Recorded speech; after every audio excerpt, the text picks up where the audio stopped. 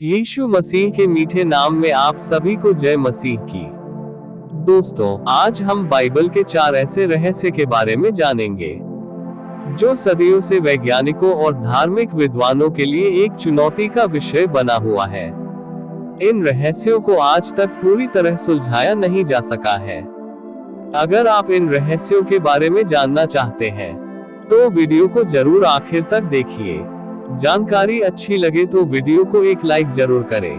पहला रहस्य क्या थी आदम और हव्वा की बोली जाने वाली भाषा। दोस्तों, बाइबल की पहली ही किताब उत्पत्ति में हमें सृष्टि की कहानी मिलती है। परमेश्वर ने जब आदम और हव्वा को बनाया तो वे आपस में कैसे बात करते थे, बाइबल में इसका कोई जिक्र नहीं है। धार्मिक विद्वान सदियों से यह तर्क देते रहे हैं कि यह एक पवित्र भाषा थी जो संभवतः आज की इब्रानी भाषा हो सकती है। वहीं कुछ वैज्ञानिक मानते हैं कि भाषा का विकास धीरे धीरे हुआ था और शुरुआती इंसान सिर्फ संकेतों या सरल ध्वनियों से संवाद करते थे।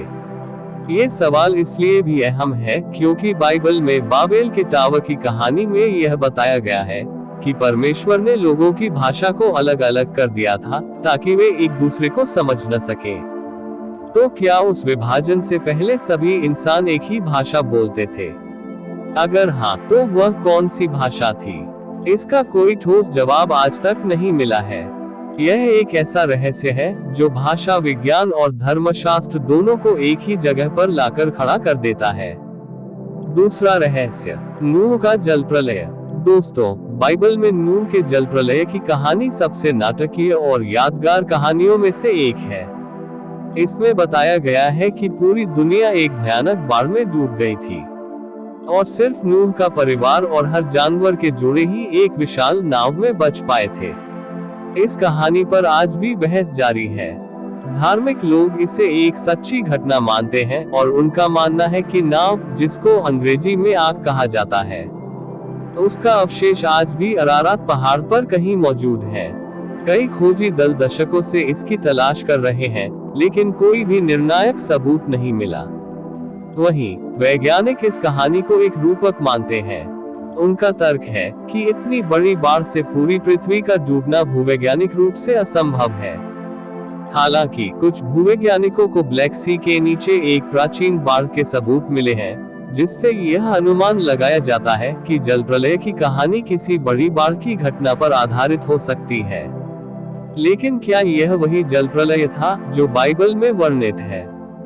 यह सवाल आज भी अनुत्तरित है। तीसरा रहस्य, इजराइल के 12 कबीले या गोत्र। दोस्तों, बाइबल में इजराइल के 12 कबीलों या गोत्र, जिसको अंग्रेजी में 12 ट्राइब्स ऑफ इजराइल कहा जाता है, का जिक्र है, जिनमें से 10 कबीले 722 BC में असीरिया द्वारा देश से भगा दिए गए थे। बाइबल के बाद उनका कोई सटीक इतिहास नहीं मिलता। उन्हें ही the lost tribes of Israel कहा जाता है। ये रहस्य सदियों से इतिहासकार और धर्मशास्त्रियों के लिए एक पहेली बना हुआ है। क्या वे कबीले किसी और संस्कृति में समाहित हो गए? क्या वे कहीं और जाकर बस गए? कुछ विद्वान ये दावा करते हैं कि ये कबीले या गोत्र आज की कुछ जनजातियों में पाए जाते हैं, जैसे कि अफ्रीका में कुछ यहूदी समुदाय या एशिया के कुछ हिस्सों में। लेकिन इन दावों को साबित करने के लिए कोई निर्णायक DNA या ऐतिहासिक प्रमाण नहीं है। यह एक ऐसा रहस्य है जो बाइबल की ऐतिहासिकता और यहूदी पहचान दोनों से जुड़ा हुआ है। चौथा रहस्य, अदन की वाटिका कहाँ है? दोस्तों, उत्पत्ति की किताब में अदन की वाटिका का वर्णन किया गया है, जहाँ से 4 नदियाँ निकलती थीं।